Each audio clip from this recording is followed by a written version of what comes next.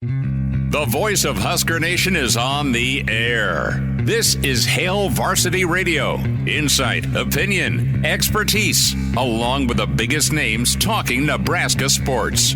Join in with the show at 402-489-1240 or 1-800-825-5865. Now, here are your hosts, Chris Schmidt and Elijah Herbel. Welcome to it. Tuesdays here. It's Hail Varsity Radio. We're powered by Cornhead Lager. Chris Schmidt, Elijah Herbel. Hope you're doing all right.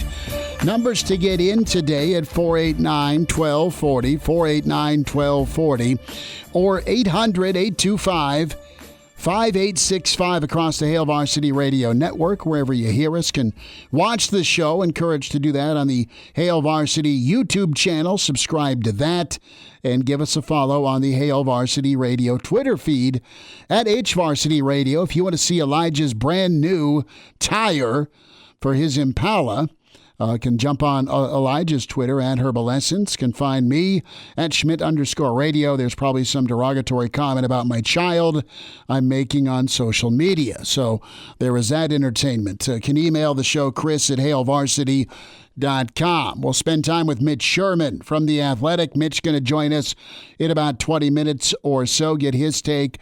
Coach Tony White, Coach Satterfield, several players, but some interesting comments and thoughts from Heinrich Haarberg, just what it's like to be the quarterback at Nebraska as a Nebraska kid. So we'll hear some of that. We'll hear a pretty stern Tony White with just his defense's performance against Michigan State and what you got to have on Saturday against Maryland, and then a little bit from Coach Satterfield with first downs, right? What is Nebraska doing or not doing on first down? So all of that in front of us. Nebraska basketball, men's and women's, off to a 1-0 start.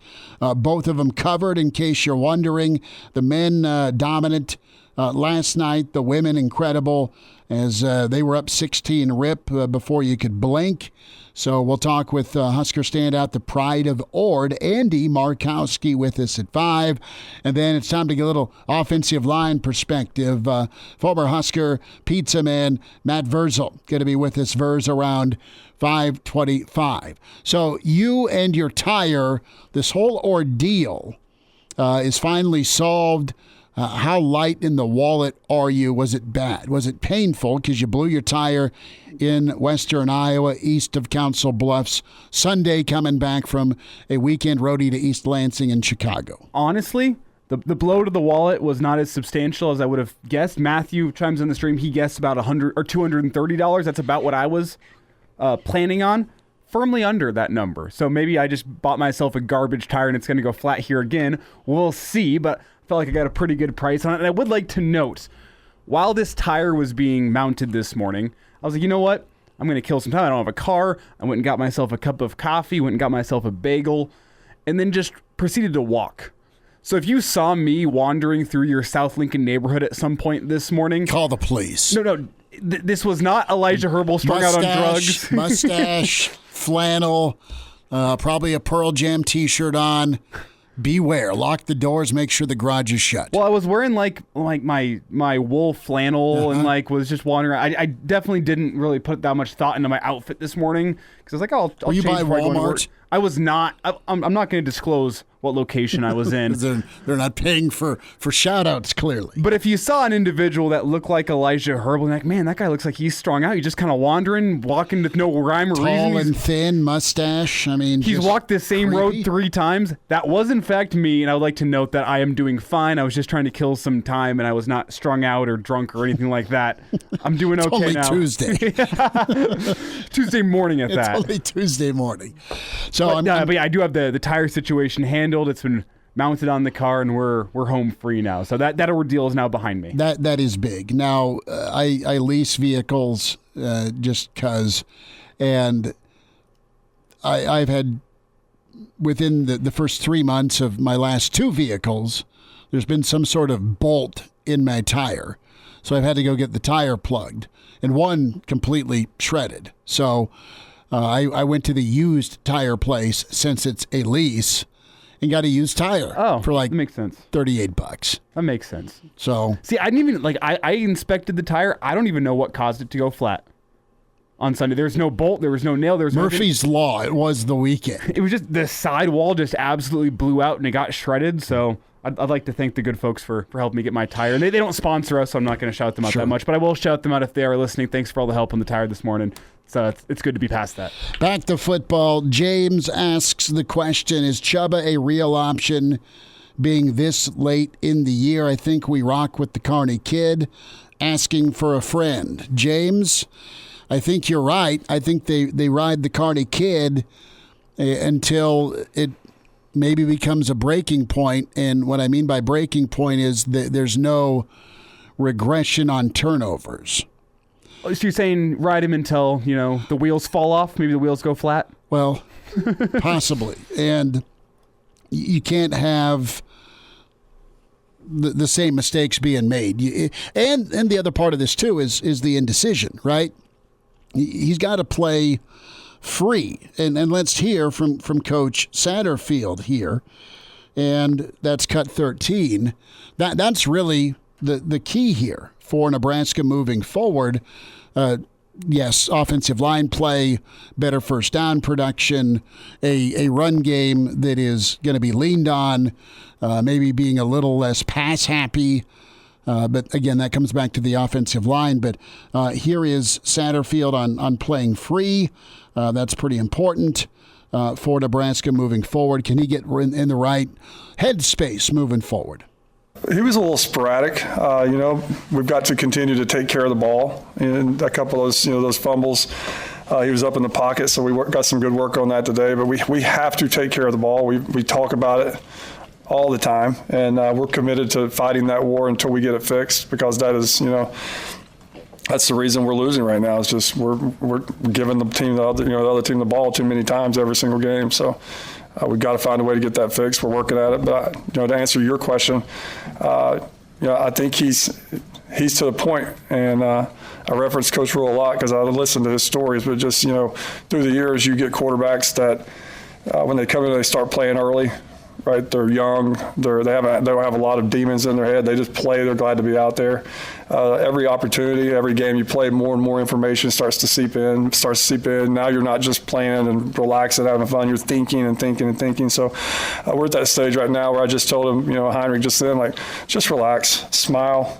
Right, smile, have fun, run through somebody's face. Go back to the time where people were asking if you were going to slide or not, and we said, no, you're just going to run through their face.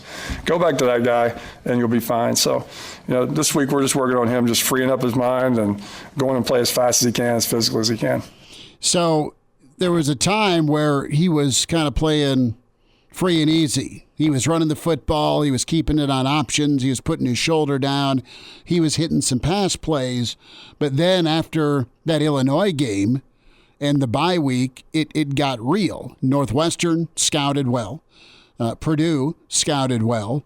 And you look at Michigan State, they scouted well. Everybody in this league has talented coaching staffs, whether you're interim or not. And they're going to look at Nebraska, what they can do and do well on offense, try and take it away. And without a lot of help around Haarberg, it's been easy. And it's been easy a lot of this season to take it away. Doesn't matter who's quarterback. You're just that limited on offense. You're even more limited with injuries. Those aren't excuses. Those are just facts. And you've had a lot of on-the-job training, learning, and trying to play through some issues. A year from now, if it's still Haarberg, you're going to have the same receiving crew. You're going to have a lot of this offensive line back. You're going to have a second year of Emmett Johnson. And you're going to have Fedoni and company. And this offense could look 180 better. And you'll expect it to with whatever they want to settle on. Now, they've adapted offensively to more of a ground and pound option base because of those are the strengths with Haarberg. Elijah, you and I were talking before the show. And you go back to Haarberg's high school film, and granted, these are all highlights on Huddle, but what got him noticed and what got him recruited by Power 5 schools and then Nebraska eventually offered and got him was just his size, his athleticism. But what Kearney Catholic was doing was pretty good. I mean, he would stand back in the pocket out of shotgun and chuck it around, but they moved him a lot in the pocket. When he's in shotgun, he's not really on the move. Most of his play action or on the move throws have come out under center. I wonder if moving forward, you look back and say, okay, you'd roll him to one side of the field or the other, and you'd have a bit of a run-pass option. There was a lot of deep shots, too, with this high school film that he completed. But his throwing motion is way different now than it was in high school. Oh, absolutely. Absolutely way different. You know what you didn't see a lot of in high school?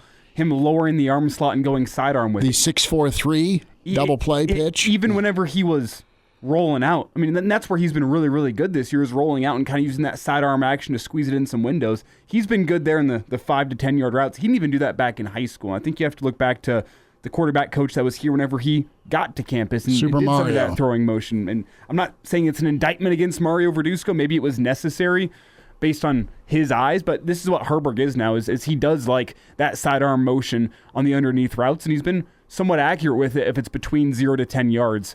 It's been a little deeper where it gets hairy, and that's always the indictment with a sidearm thrower, is that whenever you try to put more power under it, try to get that thing further downfield, the ball's going to tend to sail on you whenever you have that sidearm motion. He didn't do that back in high school. As you kind of laid out, what he did in high school really, really well was get outside the pocket, find those crossing patterns, which he still does pretty well, and deliver on a dart. And then, you know what? You also saw that ability of him to lower the shoulder, run over a defensive back, and pick up an extra 5 to 10 yards. That's what the coaches liked in him back in high school. That's why there's a lot of schools around the country recruiting him, and that's what he still does well. He still gets outside the pocket well, finds those crossing routes well, and if it's not there, gets upfield, lowers the shoulder through a defensive back. One thing that I've noticed has changed in the scouting report as you move from Northern Illinois and Louisiana Tech into the Big Ten slate is I think a lot of Big Ten defenses, especially defensive backs, have seen in the scouting report, this is not the quarterback that's going to look to get out of bounds. This is the quarterback that's going to look to lower the shoulder. And what you've seen a lot more of recently is guys going really low.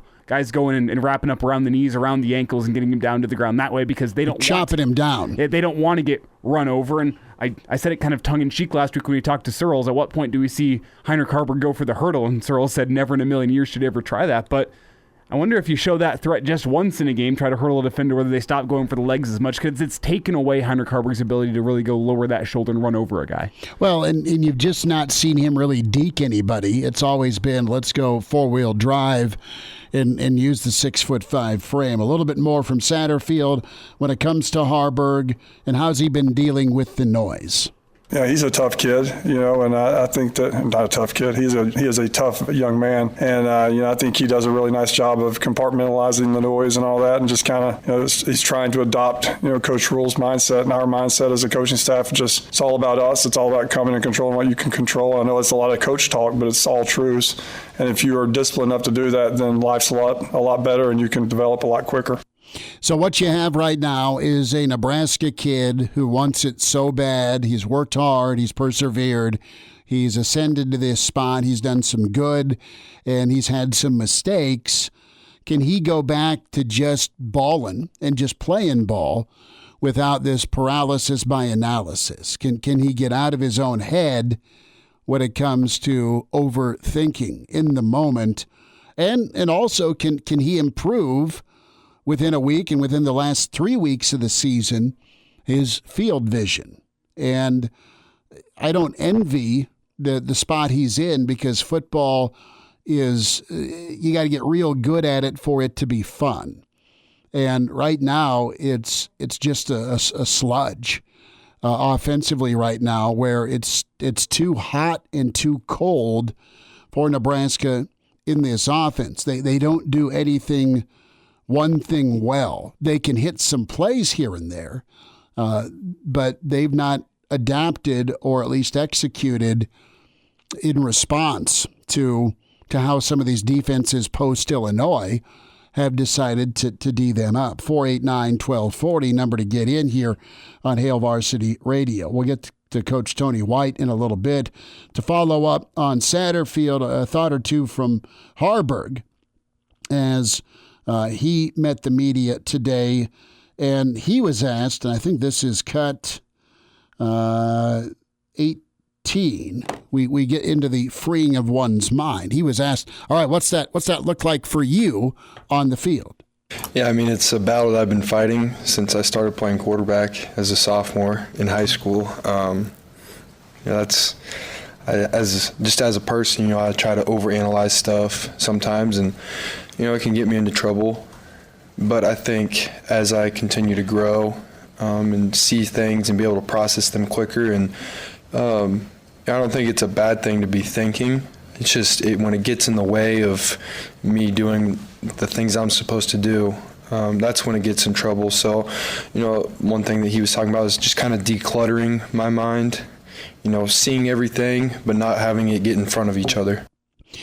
He looks tentative at times, and there's some uncertainty where there's plays that are open that he's not pulling the trigger on. And there are plays that are open within this passing concept that he's not waiting on or he's not seeing. And I think whenever you talk about thinking too much, one of the plays that you talked about was Malachi Coleman, 3rd and 10, coming across the middle of the field wide open. Wide. Strikes me as thinking too much whenever you're saying, you know what, it's 3rd and 10, we got to get this thing past the sticks, as opposed to taking what the defense is giving you. You know what? If it's 4th and 2, maybe you go for it as opposed to 4th and 10 because you throw an incomplete pass. It's the little things of taking what the defense is giving you and not thinking too much. That's what that answer strikes me as. Brian chimes in, HH is shell-shocked. He can't run through someone's face. Well, he's got to try and adapt. Mitch Sherman on the way. It's that time. Hey, Mitch. Mitchie. We're looking for you, pal. Mitch Sherman from The Athletic, talking Big Red. Unleash the fury, Mitch. Unleash the fury! On Hail Varsity Radio. One of my favorite opens, Mitch Sherman set to unleash the fury. Thank you, Tom Green, for that voice work. Mitch Sherman joins us from The Athletic, at Mitch Sherman on Twitter. Mitch, how we doing? Does he hear me? Hello, Mitchie. We will try and reconnect. You should have us. You have us, Mitch? Mitch, you got us. I'm here now. Okay, yes. I had to jostle the old phone. Sweet. Mitch, nice to spend time with you. Okay. Good to spend time with you too. Now we got it all figured out. Okay. I'm going to ask this question about Haarberg. I was watching some of his press conference today, and do you worry about him turning the corner with just that being able to play free? That's been a talking point today, and it may grow a little bit as the week goes on. The Northern Illinois Haarberg versus what we've seen in Big Ten play. Let's dive into a little bit of that, Mitch, with Haarberg kind of loosening up and just going out and balling. Yeah, I think it's kind of two different things. One is the physical aspect, and Marcus Satterfield said today, Matt Rule didn't lay it out as explicitly on Monday, but I think they're on the same page in that they want him to play with a little more reckless abandon, which is different than the message that we heard maybe 2 or 3 weeks ago. But I think they've realized that, and this is a process. I saw some questions about this from fans earlier today. It's like, do you want him to slide or do you want him to run through the defenders? And it's like, well, after the first couple of games, they wanted him to take a little bit off, and now they want him to put a little bit back on as far as the physicalness that he plays with. Like he's maybe adjusted too much. You don't want him to get hurt, but at the same time, you don't want him to be tentative. So they're working with a first-year quarterback and trying to find that correct balance for him in just how much, what kind of oomph that he gives when he's out there, especially turning the corner on those running plays.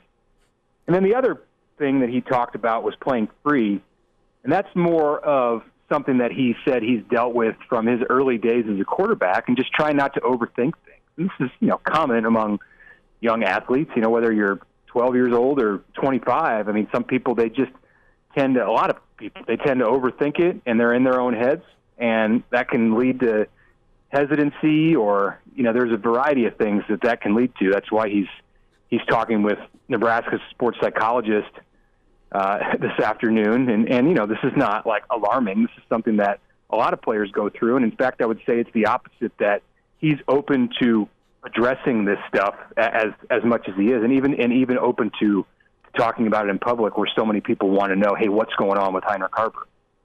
It's Mitch Sherman with us here on Hail Varsity Radio as we talk Nebraska, Heinrich Haarberg, his performance Saturday, and looking forward to Maryland. And Mitch, whenever you talk about Heinrich Haarberg, I think it's interesting how he's kind of tightened up as the pressure has gotten higher. And that's almost to be expected whenever you hear what the coaching staff says about him playing free. But he really did play free whenever he came in against Northern Illinois and Louisiana Tech. Nothing to lose. You know what? You're the backup coming in trying to make a name for yourself. And now you look at it, well, you're at 5 wins, and you have people that have critiqued the game over the past couple of weeks, and now as you try to get to 6, that leash starts getting a little bit shorter. And I want to get your thoughts on just how short the leash is going to be, because I'm of the opinion that it's really going to take the wheels falling off against Maryland to see a guy like Chuba Purdy in this football game. I'm talking Maryland starting to run away with this game in the second half, but I want to get your thoughts on how short you think the leash is now that we've heard from both Matt Rule and Marcus Satterfield, as well as Heinrich himself on kind of what he needs to do moving forward.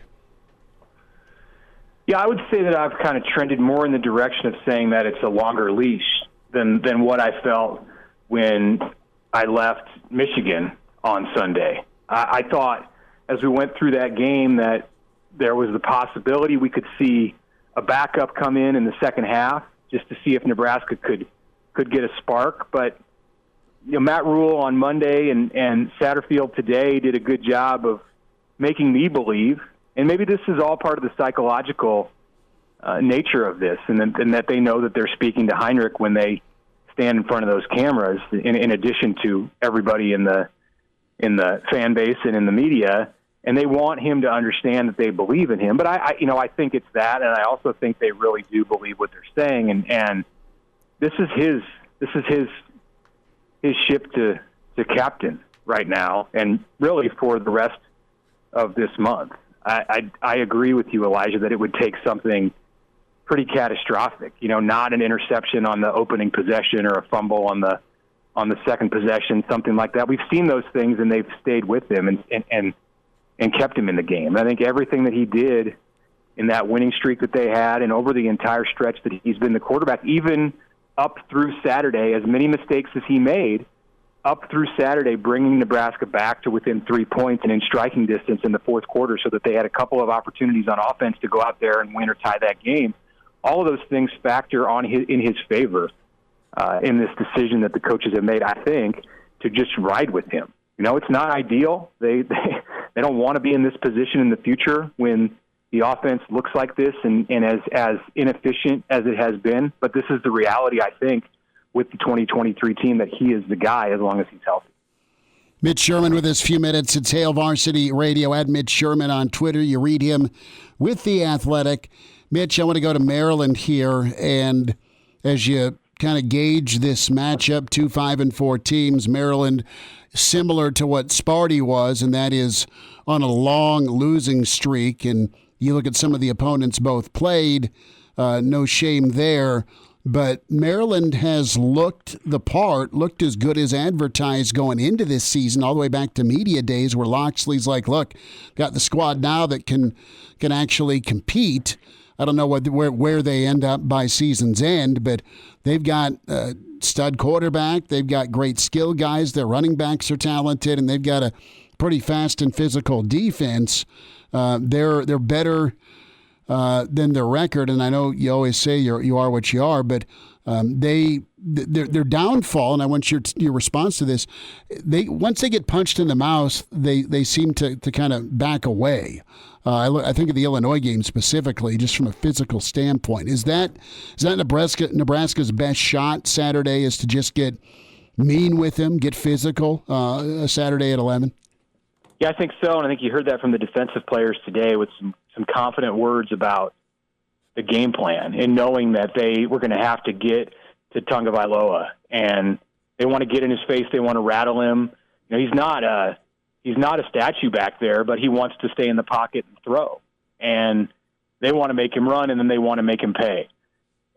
If they can do that and execute that plan and turn up the heat defensively, then that's how they're going to set the tone. And Nebraska has to set the tone in this game. This is a tempo, not even so much like tempo meaning how many seconds are on the play clock when you snap it, just tempo as far as the feel of the game. I thought Michigan State controlled the feel of the game last week. Even if Nebraska didn't lose the time of possession or was still putting together drives at times that it wanted. It just feels like the game was controlled in the way that Michigan State wanted it to flow. And that's where Nebraska it has to win. They have to win that area against Maryland, or they're not gonna. It's going to be really difficult. Then you have to get into a situation where you score on defense, or you get like +3 in the turnovers, and we know those have not been strong suits for Nebraska this season. Mitch, from a defensive game plan point of view, does this game plan the Huskers seem to be rolling with this week remind you of what they try to do against Colorado in terms of, you got a team that's got a lot of skill talent, a quarterback that can make some plays, so the best way to handle that is to bring some pressure, try to get him on the ground and get him out of rhythm that way, because Maryland's offense does not strike me as the most physical offense in the Big Ten, but it is high-flying and has some athletes, and that's kind of what Colorado did to Nebraska at the beginning of the year.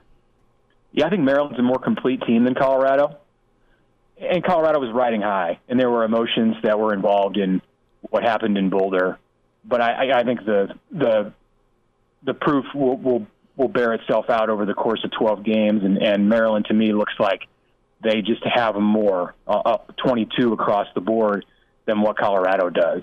But Colorado exposed Nebraska and eventually won that kind of tempo and pace game, but it took until the middle of the second half for that to go down. Yeah, I do think there's some similarities, but I think Nebraska has to play better than what it would have taken for the Huskers to beat Colorado. And that's kind of a frightening thought, because that didn't end up being a close game in the end. But Nebraska's a more mature team. I think they're able to handle some of the punches that they would be able to handle some of the punches that Colorado threw and respond better. And it's at home, and it's late in the season. It doesn't look like you're going to have that Big Ten West freezing cold weather. Nebraska would probably like that to shut some things down with Maryland's offensive assault, but still, it's in Memorial Stadium, and I think late in the year is a benefit for Nebraska. So we'll see. We'll just see. This will be a gauge on, I guess, how far they've come since week 2. Mitch, real quick, and Mitch Sherman's with us from The Athletic. When you look at Tony White today, he was pretty stern with just his, I don't want to say whole performance, but he was critical to himself, and he was also critical with his guys just from an execution standpoint and an intensity standpoint. Do you think the Nebraska defense bounces back? I mean, it's one thing to talk about being aggressive, but can they let it loose? Can they cut it loose and just dial up everything? He was not happy with how with their lack of aggressiveness. And you really see that hard edge side of Tony White when his defense does not play the way that he wants it to play, and that was on display today. He is his normal mild mannered self, and then he starts talking about something that reminds him of a play in the game, and all of a sudden he gets you can see that guy who in the meeting room or on the sideline you don't want to come face to face with if you're a defensive player who just failed to execute something. And he does take the credit on himself and take the blame on himself. I'm sorry, not the credit, but the blame on himself for a situation like what we saw Saturday, where he flat out said he didn't call an aggressive enough game. And as the defensive play caller, he has to have more trust in his players, that they didn't want to get caught in some situations, that they wanted to play things a little safer against Michigan State, and that didn't turn out to be the right answer. I think he feels like there were plays to be made by his defense that they didn't make because of the way that he called the game and the way that he schemed it. So I do think as a result of that, you're going to see Nebraska come out and take some more risks on the defensive side, but we'll see if Maryland's the team that you want to do that against. I don't know that they're not, but Tagovailoa is probably a quarterback in watching him this year who can expose a defense that takes a risk and leaves something open. Mitch, we'll see you on Saturday, bud. Thanks for the time today. All right, thanks a lot. Take care. And now, back to Hail Varsity Radio. Big thanks to Mitch Sherman. Can get that interview and all of the show, or just what you want to hear, with the Spotify, iTunes, Google Play platforms and the Hail Varsity Radio podcast. Subscribe to us. Check us out that way. Check us out as always, on the stream, the Hail Varsity YouTube channel. Go there, get it handled, and you'll be a happy guy. 489 or gal, 489-1240, 489-1240. Numbers to get in. We'll hear from Coach Tony White here in just a moment. Reminder about your friends at Dyer Law. When it comes to workers' compensation, are you confused about your options with your workers' compensation claim? Put your trust in the team at Dyer Law to help ensure that your rights are protected and you get the settlement you deserve. Call Dyer Law today, the team at 402-393-7529, or visit Dyer.law. Chow, they trusted professional about your workers' compensation claim. That's Dyer Law, Dyer.law, 402-393-7529. So good stuff from Mitch Sherman. And we hit Haarberg, we hit Satterfield, we hit Coach White. And really a topic today was a lot about playing free for Haarberg, the play calling on offense, and quite honestly, you look at the defense. What does Nebraska get back to or try and do on Saturday? Scott chimes in, I hate it for HH, Heinrich Haarberg, that he's been beat up enough to where he's become skittish. And, yeah, you just got to get back to what you've been, the caveat being taking care of the football, right? Well, you want to pull back the reins a little bit in hopes that it leads to better ball security. But it's been a bit of a nightmare no matter who's behind center. And a lot of that has to do with pressure, but some of that also has to do with the individual taking care of the ball. It's a two-way street for me. And to me, I don't feel bad for Haarberg that he's been beat up because that is his play style. Like, you watch Saquon Barkley play for the Giants, you don't feel bad for him that he gets beat up as the year goes on because that's he's a physical back. He's a physical back. Same could be said for Josh Jacobs and the Raiders. If you try to take that away from him, say, you know what, we need to preserve your health here so you can be a better running back, you're no longer what makes you you. Mm-hmm. And it's Heinrich Haarberg has to learn, you know what, this is what makes me me. And I can't become skittish because I'm scared of fumbling or I'm scared of taking the hit because you're no longer what makes you you. And I think we're in the process of seeing him learn that, you know what, I'm going to take shots that are going to leave a mark, if you will. I'm going to have to put myself into the line of fire because that's what makes me me as a quarterback. And if I'm not able to do that, I am no longer effective. And I think that's part of the problem with what we saw against Michigan State is that's not the full problem, don't get me wrong. But with the skittishness, there's an element of learning that you are what you are as a football player. And the players that find success in that way are the ones that have accepted, you know what, I have to put my body in the line of fire here because that's what makes me me as a football player. Well, and you got to flip it to the other side of the football. I mean, defense has got to go play fast and furious, and there was some glimpses when push came to shove at 20-10 where they had to just kind of go sell out. But there was some busted plays, some tentativeness that you're not used to seeing, and this isn't criticizing them. They've been really, really good all year. I mean, they're the reason you're at 5-4 right now, and they've really had one bad half of football, and they gave up a few plays to Michigan State. Let's talk a little bit here about the takeaways. That's going to be part of the equation if you are to win Saturday against Maryland. Offensively, have fewer than the other team, but the defense has got to make something happen against this Maryland team. It's an emphasis. It's crazy because I know defensive coaches across the country, they're always, there ain't one dude going into a room talking about, guys, we don't want to take the ball away, right? Every single defensive coach in that plays any kind of football talks about taking the ball away. Now, I remember my first year at Syracuse in 2020, I was terrible. Okay, I'll start that way. I was terrible, but we were like number one in the country in takeaways or something, top 3 in the country, right? And we didn't do anything right. I mean, we just didn't do anything right. But they seem to just come in waves, and I always go back to sometimes when you give them a chance to go make a play, they surprise you and they do. And that's why I'm putting it all on me in terms of those one or two chances I thought we could have been aggressive. That you look back at the tape and I'm like, I should have went after him here. And sure enough, we would have had a chance at least to get a field goal or hold them to a field goal or maybe possibly rush the passer a little bit better. Like, I didn't give those guys that chance, so I got to do better.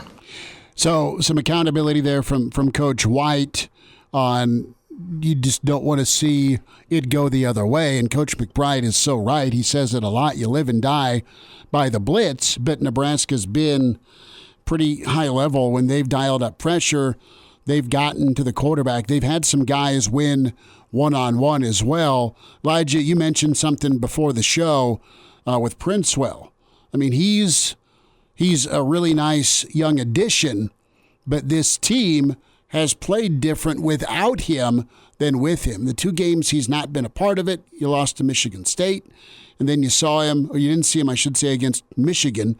And he's where he's at Jack with his athleticism, man, it allows a lot of the other 10 to play pretty fast and furious. Oh, and he's going to be such a dude for Nebraska down the road. Like, that is a guy. Him and Lenhart and Van Poppel, and you love the future, but right now some of that future's showing up, and you didn't have him last Saturday. Yeah, you didn't have him, and where has he been really, really good, in my opinion? It's that ability. I mean, you saw the play against Purdue where he drops into coverage and is able to go make a play. You know, whenever he rushes after the passer, he's really good doing that as well. It's the multipleness that he brings your defense that's really important from what Nebraska wants in that Jack linebacker spot. And MJ Sherman's done fine with that. He's been all right, but he just doesn't have the same not as explosive. athleticism and explosiveness as Princewell. And you hope Princewell, he's in the concussion protocol last week. You hope he's able to make it back on Saturday, because whenever you're going up against such a high-flying offense like Maryland, getting after the quarterback, if you can do it with 4, I mean, the addition of James Williams, him coming on within recent weeks, if you can get Princewell back, I feel a lot better about what Nebraska's defense can do against Maryland if those 2 guys are on the shelf unable to play, because if Matt Rule still plans to keep the James Williams red shirt on the table, this is his final game that he can get any action. And then Princewell, if he's back on the field, I mean, those are 2 really, really important pieces that I think you got to have ready for this game, not only just to get after the passer, but just because it leaves some question marks, Princewell specifically, with the offense. Is this guy coming? Is this guy dropping into coverage? Where is the pressure coming from? He adds that multipleness to this Husker defense that's really, really important on Tony White's scheme. Well, Montana Husker chimes in. Does anyone else think this is the most interesting matchup of the year? Feels really hard to gauge what's going to happen. I don't know if it's I think it's interesting because of Little Tua, the skill guys that Maryland has. I mean, I wouldn't be surprised with Maryland's running game, and I know that's not their bread and butter, but they've got dudes that can hit you on a home run. And Maryland does a good job of finding their backs in the passing game. They've got wideouts. I mean, Nebraska is going to have to play their best game of the year defensively if they are going to be as aggressive based on today's narrative. We're out of time for more Tony White, but we'll have more on the other side. But I'm excited to see Nebraska's defense cut it loose. I'm excited to see Haarberg take a breath and just go try and be a bowling ball again. I'm excited to see Nebraska lean on the run game, make Maryland stop you between the tackles with trying to get downhill, and really see if they're a different team than, pun intended, turtled against Illinois. And we were having some issues with the bet here, so we're going to be out real quick. But I don't think it's the most interesting matchup of the year. I think that's probably still Wisconsin, but I think it's interesting to see the development since that Colorado game, because I think these 2 teams, Maryland and Colorado, are pretty similar.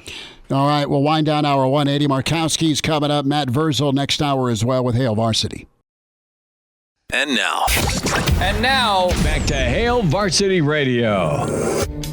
One final time, this first hour, it's Hail Varsity Radio. We're powered by Cornhead Lager. Schmidt and Elijah Herbel.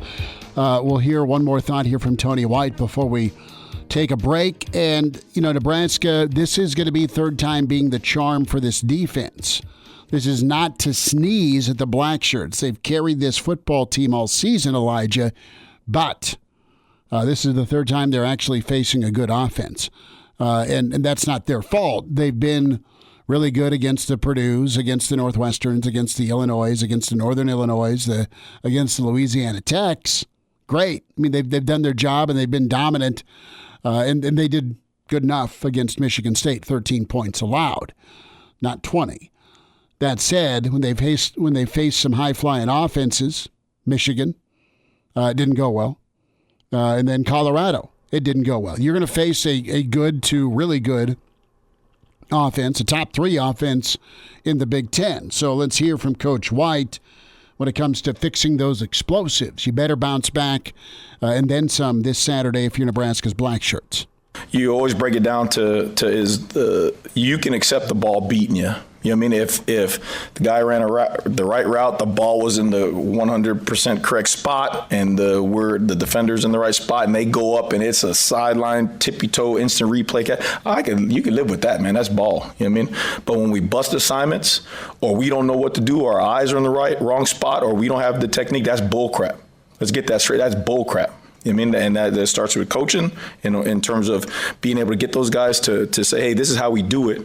And then if the guy's not going to do it, then he shouldn't be in the game, right? So that's the most disappointing part. You know, again, we give up some fade balls and cues in a great spot. You know, man, live with that, bro. That's playing ball. I ain't tripping. But we don't cover the damn tight end on 3rd and 3 on a defense that we've been playing all year. You know what I mean? Because I didn't get the call.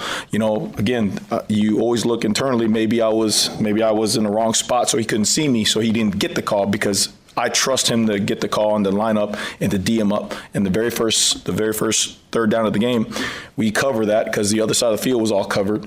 We cover the tight end. I mean, I don't know where he's going to throw the ball. So we're off the field. That's 3 points right there off the field. But instead, we let them drive down the field and score. So you can see it still bothers the hell out of me. But again, you know, I gotta be in a spot where they can see me, get the call clearly, and go let them execute. Lapses, uncharacteristic lapses by guys that don't lapse very often, haven't this season. But on the flip side of things, like I think of some of those plays, it's Nebraska's defense playing aggressively. Like you get beat over the top on a double pass because you're flying downhill going to make a tackle, and there's a give and a take to it, obviously, of playing smart and being aggressive. But then when you have the play that really should have been a first down too, with the double pass back to the quarterback against Michigan State, where Phelan Sanford comes over and makes a great play, but he was open. And it's an element of teams offensively trying to take advantage of what Nebraska does aggressively, which is safeties flying downhill and run support, which is one of the reasons why Nebraska's been so good against the run, and safeties and corners flying downhill on screen plays. Like that's not obviously the full reason why there's explosive plays, and Tony White would know better than I would, but there's kind of the give and the take with being aggressive offensively, that you're going to give up some of those explosive plays if you are going to play so aggressively. You know, two guys I want to see have big games on Saturday if I'm a Nebraska fan. Giff has been tremendous all year. Have him flying around. He's been really nice. Reimer as well as your leader. And then Mekhi Bayer is somebody that, man, he has given you so much production in limited action. Hour 2 coming up. Andy Markowski, Matt Vrzal. Hour 2 with Hail Varsity. The voice of Husker Nation is on the air. This is Hail Varsity Radio. Insight, opinion, expertise, along with the biggest names talking Nebraska sports. Join in with the show at 402-489-1240 or 1-800-825-5865. Now, here are your hosts, Chris Schmidt and Elijah Herbel. Back with you, it's Hour 2. It's Hail Varsity Radio. We're powered by Cornhead Lager. Chris Schmidt, Elijah Herbel. We'll get back into some football. Matt Vrzal coming up. We welcome in the Pride of Ord to talk some college basketball. The Big Red flavor, men's and women's. Andy Markowski with us. At Markowski Andy is where you find him on Twitter. Mr. Andy, it's good to talk with you again. Hoops is here. How are you? Not too bad. It's good to be on, and if I'm on the radio, that means Hoops is here. So always exciting time of the year. There's a standing offer anytime Andy Markowski wants to join the show, my friend. You are more than welcome. Serious question: has Izzo stopped running his team yet from last night? Yeah, that one was tough. But Tom Izzo is probably measured more in March than he is the first week of November. So I'm sure his group will get coached up, and by the end of the year, no one will want to play him. So I'm sure he's fired that first shell of the year to his group, but he hasn't forgot how to coach basketball. They'll still be a good team and have a great team. It's talking to a guy that's close with Izzo, Jack, our friend in East Lansing. We got to spend time with last weekend, and he's like, "Well, Izzo's usually crabby and hates his team." Well, he loves his team. Maybe not today. So it's interesting to see their effort. I want to get into Nebraska. The Husker men. In 1 mile, take a slight right able to get things going. As I think Siri hopped into the yeah. What's Siri where's she telling you to go? Is she taking you to the studio? Well, actually, I'm having my co-pilot, my daughter, is guiding us home from Fargo. We've been up on a women's basketball visit at North Dakota State, so just getting on the road, heading back to Lincoln. Well, cool, man. Awesome. And there's no snow yet in Fargo, correct? No, but it's cold, right? Every couple hours north, you certainly feel it in the bones.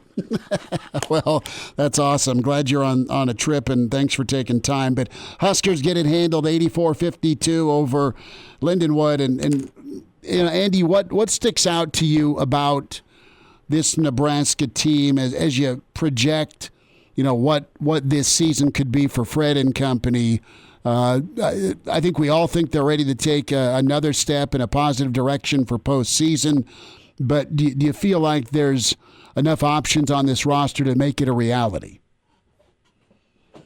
Yeah, I like this group. I've seen them, half dozen times. Been to several practices, had a chance to, watch them playing games. Obviously, yesterday or last night was really the first time they've had, most of the pieces back. And certainly Casey was not there, but you could see some of the new pieces. And I like this group. They're versatile. I think they're mature. They have the, I think the ability to really rebound and hold up physically.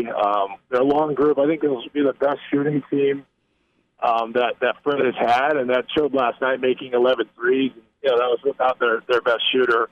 So I like their versatility. I like their length. I think the ability to complement each other, maybe play some different ways. And they could play Bryce Williams at the 3. They could move him and play some small ball with him at the 4.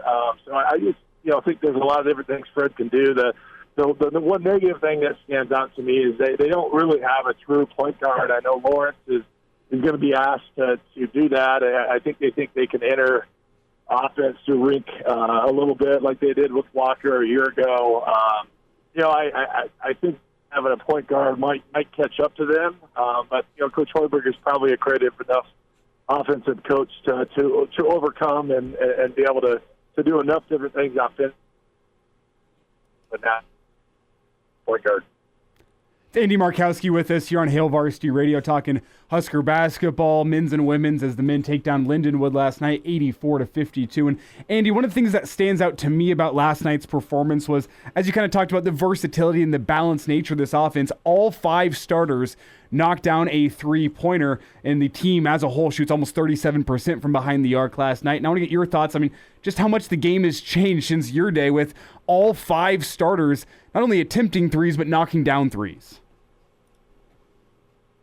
Yeah, and I think Coach Haarberg that's an important part of his offense, right? So I think they've tried to recruit to that. I think in past years they haven't shot it at all the spots, but Alec is probably the one frontline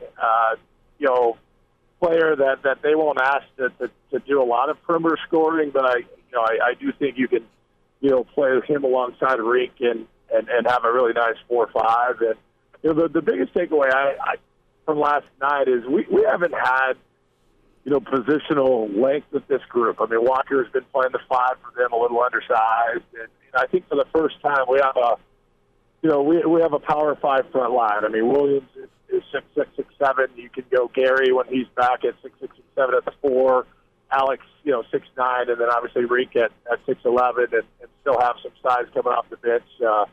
So I think for the first time that front line looks like it belongs in the Big Ten, and I thought the rebounding last night really showed. They look like a Power 5 roster and took care of a bye opponent, which in years past you never knew if they were going to be able to beat some of those the bye teams that we should beat by 20 or 30 points. So to my eye, this is a pretty complete roster with good positional length and size. Andy Markowski is with us. A few minutes. Andy, a thought on how this team fits into the Big Ten landscape. We know Illinois is really good. We expect Michigan State to be talented, Purdue and Ohio State. And, it's such a talented league. I mean, Northwestern went to the tournament last year. So where do you see Nebraska finishing / placing, and where do they need to place for NIT or better? Yeah, I think that's a hard question this early. I mean, we all know the Big Ten is going to be a deep conference. It's going to have teams that are ranked in the top 25. You're going to have some teams that struggle, and injuries, staying healthy. There's a lot of things that can happen over the course of a season, especially a 20-game Big Ten season. But I've been asked this question a lot, and I don't know what this group's ceiling is until you see all the teams in the Big Ten. But looking at what they did last year over the last 9 games, winning 6 of them. I think 3 of those were top 25 teams. A couple of those are on the road. I think 4 or 5 of those were postseason teams. The recipe, they showed that they have the talent to do that. You added a lot of new pieces. So I think in the 7 to 9 range is very realistic for that group. And if you get there in the Big Ten, you're going to be right there to be in the NCAA tournament or certainly playing the NIT. But until I see more of the league and it plays out, including us, I mean, the non-conference schedule is not a great schedule, which is probably good for this group to grow and develop and get healthy. But you have Creighton and you have K-State, so we're going to know a little bit about this team by Christmas. And my optimism is they can have a top 8 finish, and hopefully that's enough to have them in the NCAA tournament talk. How did you deal with that as a player? Did you care who you played in the non-conference, or was it all kind of about just going out, balling, and getting confidence? Or did you want some of those big matchups? It felt like during your time in Lincoln, you always had at least 1 or 2 name games that were on the schedule.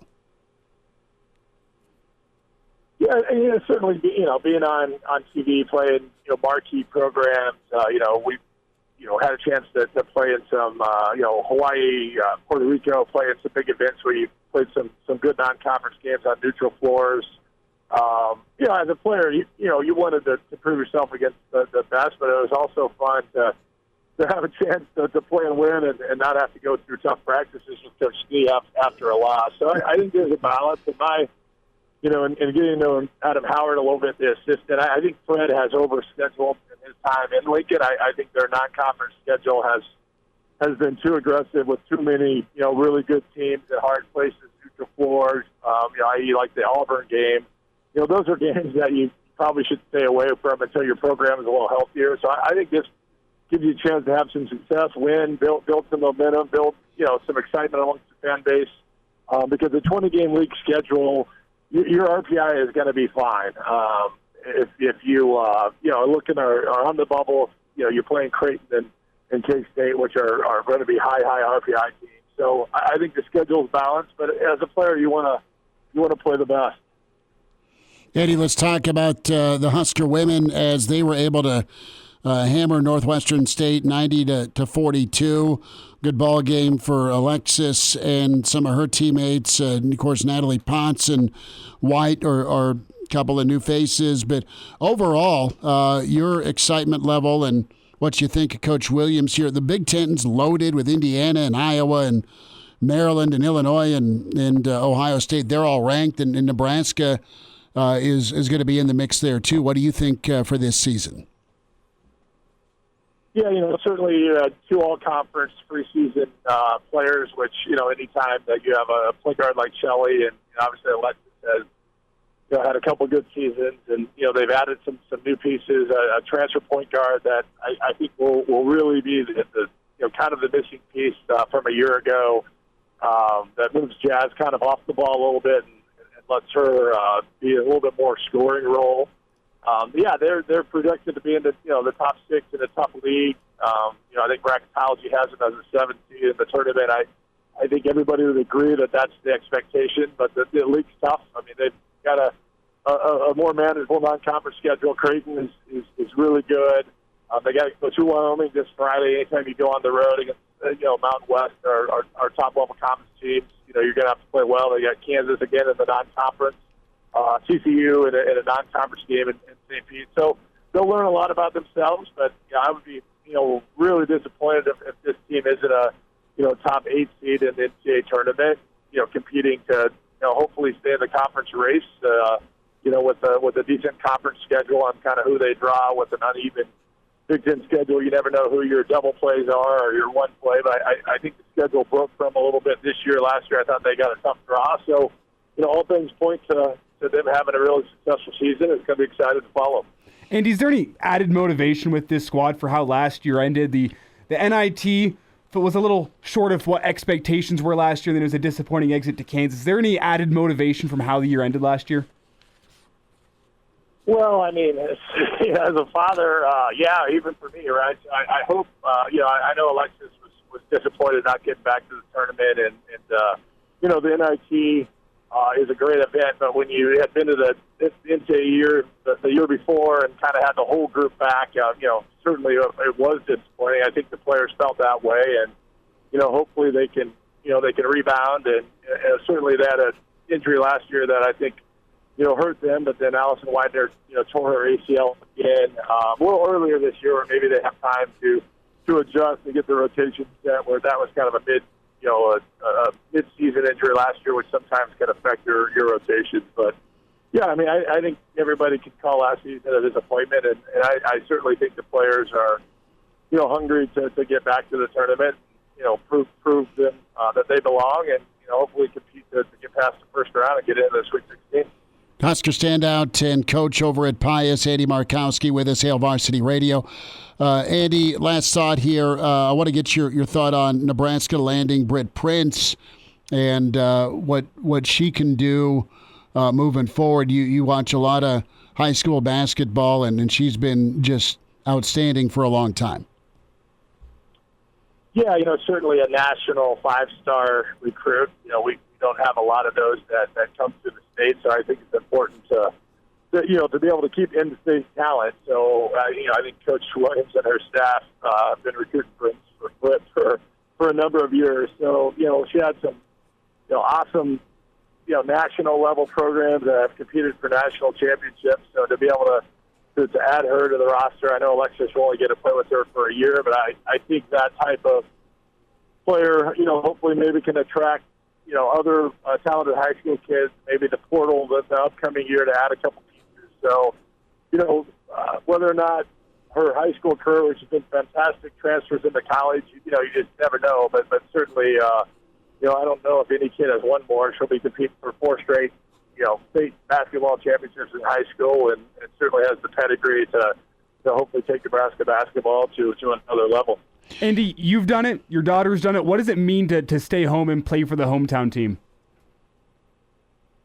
Yeah, I was fortunate to talk to Coach Ann Prince a little bit through the process, and one of the things I've noticed is kids that grow up in the state and leave, the state kind of moves on, and the kids that have successful high school careers and stay and become a Husker, and it just means more, and I think the fans really rallied behind her own, and I think that was probably important for her, and one of the reasons why she decided to stay and play in front of not only the Nebraska fans, but which is a student athlete experience at Nebraska, is a lead, and I think all those things are important. Andy, safe travels to you and your fam, and we'll talk again. Thanks for giving us a few minutes. Thanks, guys. All right, there he is, Andy Markowski, on a roadie to North Dakota State. Good for him. We're hoping all his tires remain intact on the road trip. Well, sure. I didn't want to jinx it, so I didn't say it to him, but we don't want him pulling an Elijah Herbel where it's we've got to get a new back left tire because bang, it went pop on the way back to Lincoln. Well, crossing our fingers for Andy. It is good to talk to him, though. It's like talking to an old friend, and it's kind of the reminder that basketball he's like, back. It's basketball. That means I can be on it. Andy, the mic's always yours, brother. A guy we love talking to, Matt Vrzal, former Husker standout. He's with us next on Hail Varsity Radio. Hail Varsity Radio is live. Now, back to Schmidty. Schmitty's a great guy, but he don't have a brain. And Elijah. You want me to speak? We're not pointing you yet. On Hail Varsity Radio. Back into it, it's Hail Varsity Radio. Let's talk some Husker football with Matt Vrzal. As Verz, of course, you find him on Husker Hangover. You enjoy his delicious pizza with Paisans. Verz, what'd you think of Saturday?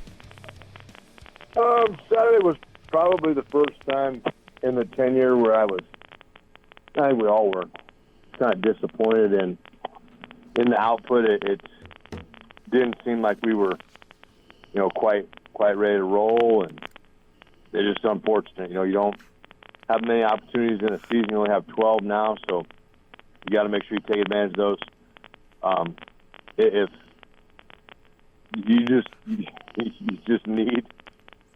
you need your offense to play better.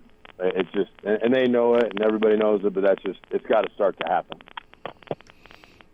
Let's examine that for a moment.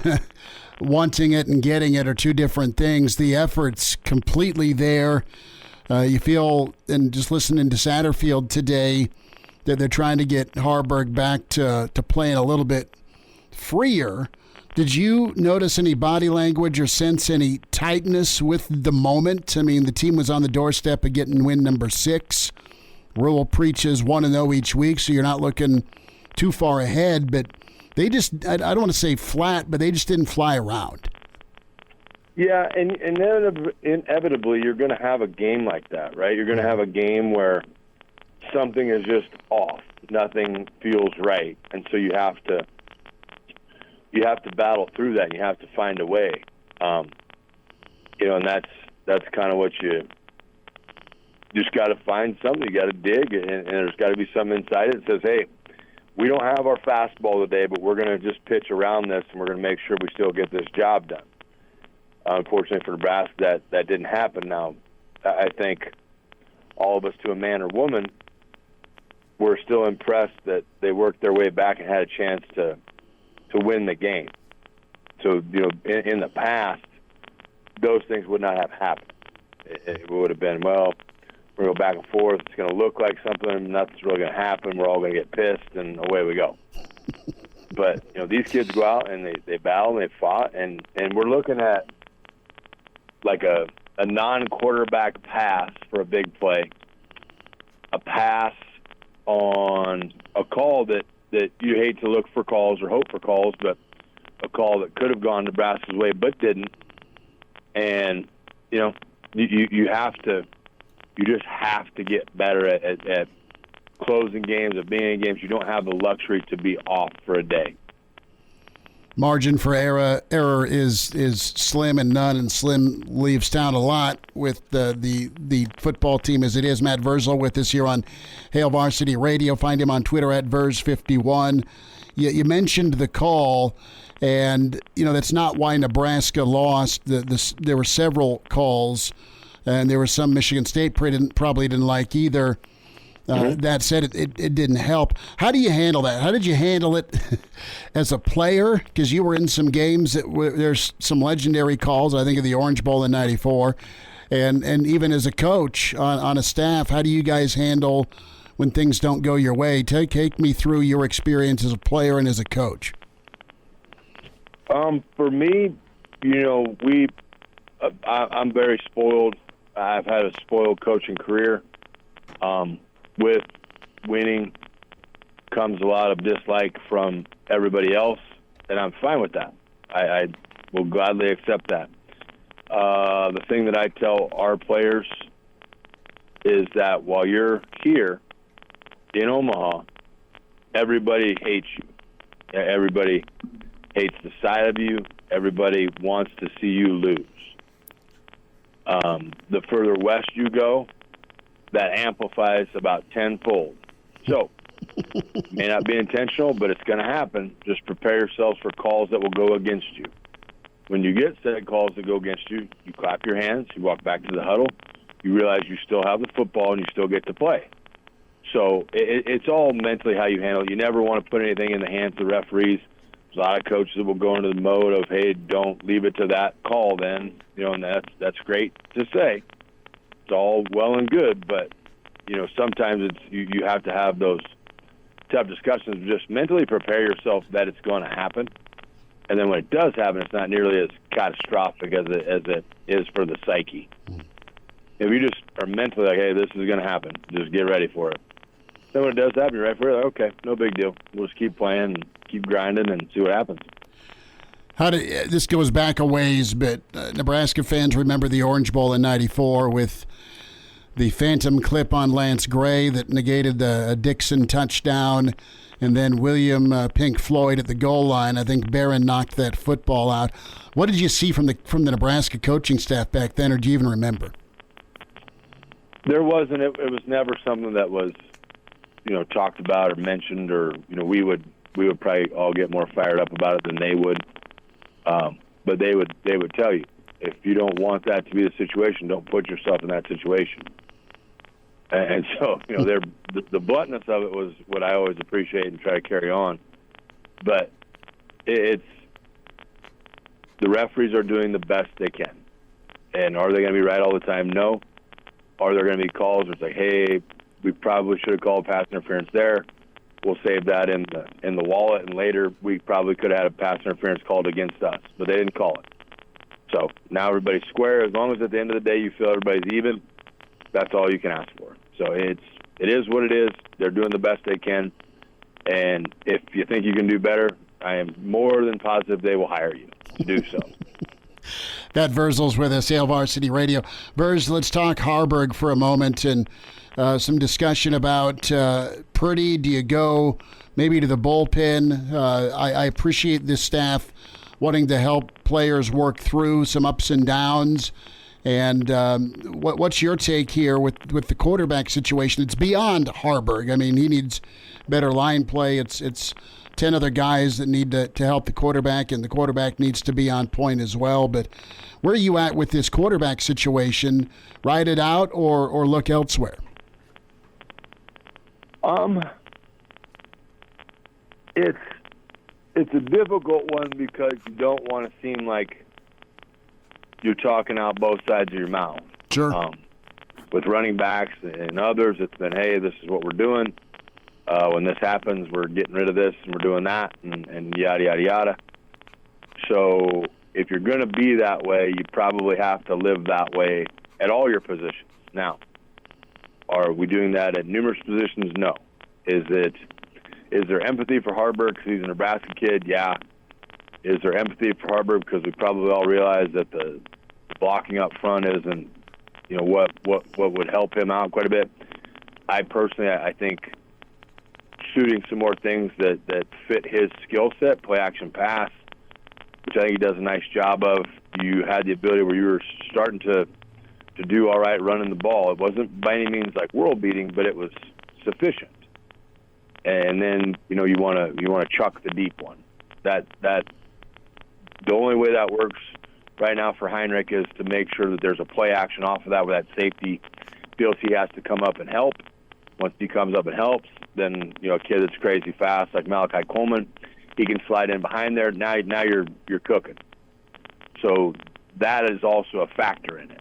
Those things have to be better, I feel, to suit his skill set and what he does. Matt, in your opinion, what went awry for the Husker offense? Because there's been a lot made of Haarberg's performance on Saturday.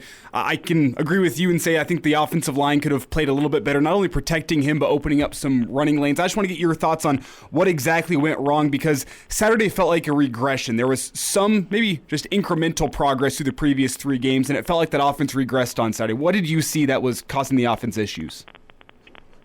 It speaks a little bit to what we talked about before. I don't think anything during the game was very rhythmic. Nothing kind of got into a zone where like, okay, this will work. This is how this is going. We can see this play is going to lead to another play down the road. That rhythm that is so crucial or important to a team never got established. So that was the difficult thing for me. It just looked at times that they were all just, and probably not all at the same time, just at varying times, everybody was just one step out of sync. Don't know if that was prep, don't know if it was travel, don't know what it was. Now, you have to give Michigan State credit, especially the fact that, as maligned as they are, that team went out and for their seniors on senior day, they went out and played their best game of the year. They really did. They did everything they could to win the game. They held on and won that game. So it's one of those things. Coach Steele always used to have a great line. He said, well, if something wasn't going, I said, well, they're out there trying to win too. So you have to look at it in that manner. Unfortunately for Nebraska, it didn't work out, and it's a game that sucks to lose because we all are holding hope for that very important number 6, but this just wasn't the day for number 6 to arrive.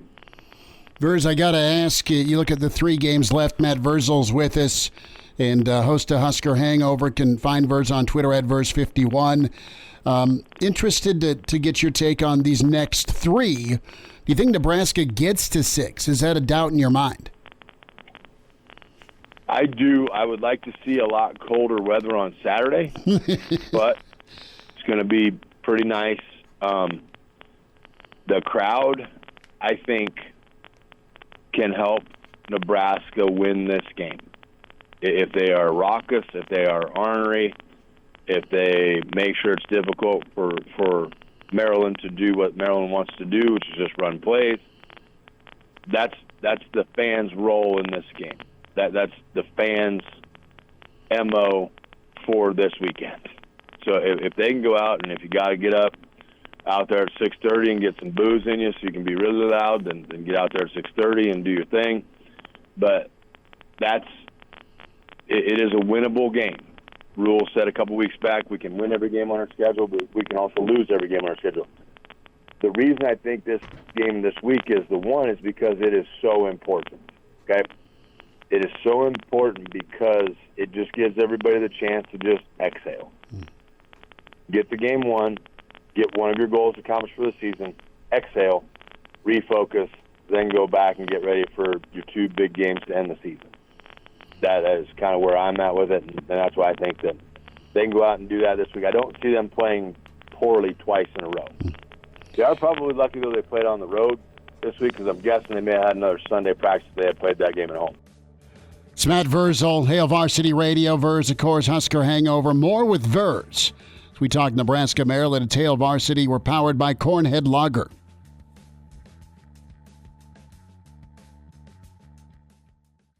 And now, back to Hail Varsity Radio. A few minutes back here, Hail Varsity Radio. Matt Vrzal joins us.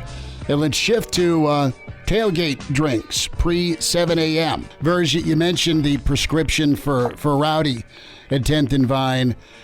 What are you pouring? Are you pouring a bloody? Are you pouring a red beer? Are you pouring an orange beer? What's your breakfast drink of choice?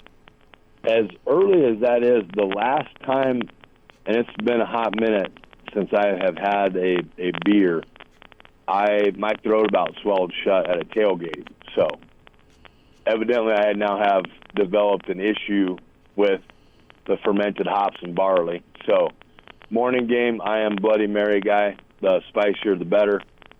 Got a little snack in there if you get pickles, some green olives. Not really a celery guy, but I'll eat it if you put it in there. But, yeah, I would be Team Bloody Mary.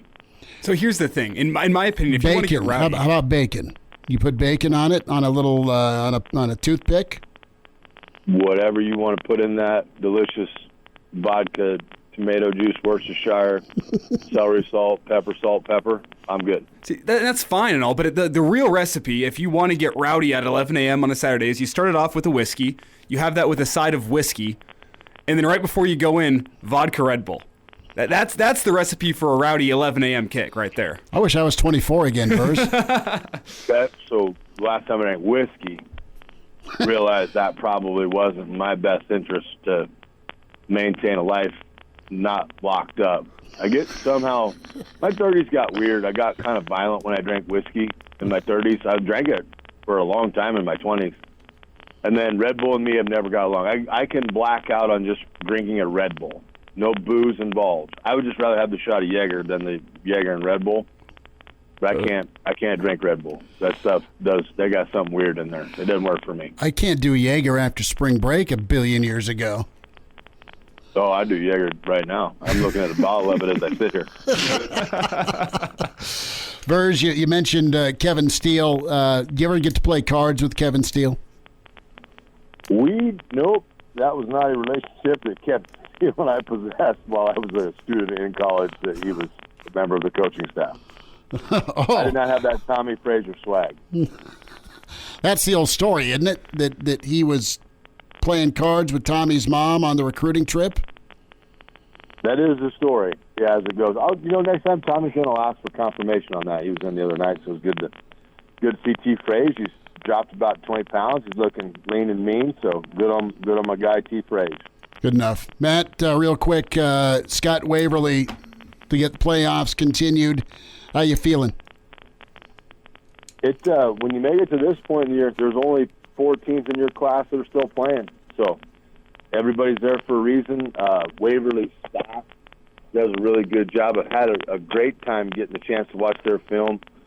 Credit to their offensive staff. Their offensive line coach does a really, really nice job. Like their line is about as technically sound as I've seen, and that's everybody. Like they are good. Number 9 for them is phenomenal. They ask him to do a lot, and he does it, and it's fun to watch. He plays a bruising style of defense. He does a lot of blocking on offense, which is pretty awesome. I think he plays every snap of the game. He's on the kickoff team. So I am a big fan of his work. Number 11 for them, their quarterback, legit, like straight up, just an athlete. Like the kid runs their offense very well. He is very patient running the football, so it's cool to see. He lets his linemen do their work, and then he finds a little crease, and he hits it and splits it, and away he goes. So it's going to be a good game. It's always a good game when we get the chance to go to Waverly. My good buddy Corey Worrell is in the administration over there, so I'm sure I'll see Corey. He will probably tell me that he thinks I'm number 1 with probably not the right finger. But it's always a good game, and it's always a head knocker, and it will come down to the end, and hopefully we're on the right side of it. Verz, appreciate you much. Have a good ball game Friday, and we'll talk again. Thanks, boys. Gotta love hearing from Matt, and love spending a few minutes with him, getting thoughts on Husker football, some high school ball. Motzi's going to have that here locally on KFOR. He'll have the play-by-play of Scott and Waverly. So Moats on that call. James chimes in with the breakfast drink for Saturday, and we'll resurrect this for sure with our boy Kranak with the weekend edition Saturday morning. But Old Smoky Mango Habanero Whiskey and orange juice all morning before the game. That's some spice. That sounds pretty good. Elijah, you're pausing here. If you can watch the show, the Hail Varsity YouTube channel or Hail Varsity Radio Twitter, there's pause. I'm just not sure how I feel about a mango habanero whiskey. That's not unique. I mean, mango and habanero go together. Oh, yeah, it's great, but in whiskey? It is a whiskey, I think. A mango habanero whiskey. I think that's probably... I mean, I haven't had it. Neither have I. It just does not sound like it works. I stick with Templeton or Bullet. That's fair. See, like... With just ice and water. I've grown up. I got a rental car last week, and I've been doing more whiskey. See, why waste the time with the orange juice when you can just go whiskey with a side of whiskey? See, but... And that's what you suggested. Or if that's too strong for your taste, if you want the orange juice... You want to ease into the morning. You don't want to be passed out by halftime. If it goes sideways, then more power to you. You were smarter than all of us.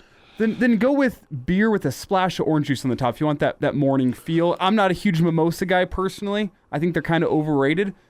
But I like a good old-fashioned beer. And then if you want the breakfast flair to it, you take a splash of orange juice on top. Not very much, just a splash. There's this 20-ounce, it's from Germany, and it's kind of a rattler, where it's more of a grapefruit, and I forget what it is. God, it's some sort of German deal. But you put either tequila or 2 shots of vodka or tequila in it. So it's a double vodka or tequila with this rattler, almost kind of like a summer shanty. Okay. Shanty. And that was good for a while. Have you ever had the mango cart? Yeah, it's good. I'm not sure if... I mean, it's going to be a warmer day on Saturday, and that's the thing with the mango cart. It's good with warm weather, but that's a beer that I think you could take down in the morning because it's got the fruitiness to it. Mm-hmm. Yeah, I mean, do you look sideways at folks who do an orange beer versus a red beer? I personally prefer the orange beer to the red beer. Do you? I do. I'm a red beer guy. Yeah. Joe Mama's a red beer gal. And I don't like tomato juice. Yeah, and I'm not a big tomato juice guy either, but it works with beer. Like I'll finish it. Offer me a red beer, I'll drink it. But like I'm not going to go choose. If I got a lineup of things to drink, red beer is near the bottom of the list. I know it's a Nebraska tradition, so I don't want to be too, treasonous. You don't want your here. Husker card pulled. I don't want to be treasonous, but it's eh. We'll get you set up lineup-wise as we are on the road Thursday. You can get a red beer, can get a Bloody Mary, can get a big old steak or a pork chop. The wall of whiskey is very real, over 200 different whiskeys and bourbons to choose from. We want to see you down at the Single Barrel as we're on the road Thursday this week with Hail Varsity. Get ready for Nebraska, Maryland. We're up at the Hail Varsity Sports Bar and Grill Friday, Nebraska, Maryland, and then we're back at the Single Barrel 7 to 9 a.m. A little brunch and breakfast, kegs and eggs. Come see us at the Single Barrel Saturday morning, 7 to 9. So we get you ready for Nebraska and Maryland. Busy show today. We'll have a stream comment that puts our brain to the test when it comes to 70 muscle cars. And now, back to Hail Varsity Radio. One final time on a Tuesday. Many thanks to Mitch Sherman, Matt Vrzal, and our dear friend Andy Markowski, talking Husker hoops, men's and women's. Tomorrow, Mike Babcock, Mr. Husker football, Evan Bland will join us again at the Single Barrel Thursday. Come see us. Reminder to buckle up. Use your seatbelt. It saves lives. It prevents injuries only if properly worn. Buckle up. A message from the Nebraska Department of Highway Safety Office, Spotify, iTunes, Google Play, where you can get the podcast and download it. Tell a friend, subscribe, give us a reaction and review. We're happy to take the good, the bad, the ugly. Also find us on the Hail Varsity YouTube channel or the Hail Varsity Radio Twitter feed. And send us a tweet, too. As you mentioned the Twitter page, send us a tweet here and let us know your morning drink of choice. Yeah, well, we have some of those in here to our direct tweets at Schmidt_radio or at Herbal Essence. Dan chimes in. Trust me, get yourself some Pabst hard coffee. Kind of tastes like chocolate milk. Great breakfast beer. Dan, thanks for that. Troy says put beer with Bloody Mary mix. That'll work. Stiegel was the beer I was reaching for, that kind of grapefruit rattler where you make a grave digger, and that's 2 shots of tequila or 2 shots of vodka. Not either, but you pick 2 of 1, and you put it in there with the Stiegel. And that's pretty decent. I should note, since we got Dan's suggestion in, I am also a big, in the morning, like, Irish coffee. Now, and I don't go... You put Bailey's in there? I don't. I just put a shot of whiskey in with black coffee, okay, and it puts a little hair on your chest, but man, does it get you ready to go. It's called the Harrison Ford. That's what that's called. Iron Mike chimes in. Chris and Herbel, if you were in the 70s in a buddy cop TV show like Starsky and Hutch, what car would you drive? Would you have a show closing catchphrase or gesture? Well, I think to me, and I'll lead off here, I have some real answers, but in all seriousness, I think a buddy cop show with Schmidty and Herbel would be a quasi-comedy. It'd be serious, but there'd be the funny moments, because neither of us we're not built like, these hard-nosed detectives. I'm not T.J. Hooker, right? I'm not Briscoe from Law and Order. So we'd probably drive around in a Volkswagen Beetle. I don't think so. Listen, I did some muscle car research. My dad used to have a Roadrunner. That was one of his pride and joys in the 70s. Dad had a good time in the 70s, from what I'm told. I think the 70s Camaro's sweet. I think the Big Horse Mustang is sweet, but I'd have to probably draft the Gran Torino. Love the movie, but I love the vehicle. And I think that's, forgive me, it's been a while since I've seen Starsky and Hutch. But is that what they had? Did they have a Torino? Let's look it up. Googling Starsky and Hutch's vehicle. I love the movie. It, in fact, was a Gran Torino. Yes. So I would, a 1976. Right. I would go with a Gran Torino. Okay, personally, if it's not the Volkswagen Beetle for the comedy element, there's two cars. You want a 70s? Why don't we get a 70s Volkswagen bus? Oh, for a road trip? Well, I'm just saying if we were in a 70s. It'd be fun to change a tire in one of those. Well, any time you're driving a Volkswagen bus from the 60s, it's assumed you're a dirty hippie. Well, those things are stupid expensive nowadays. I'm sure, because people live in them. Yeah, they're stupid expensive. But if I'm going buddy cop car. Surfer Bra from California, that's his home as well. Yeah, and like maybe that'd be a good It's buddy cool. cop one. But give me okay, there's two.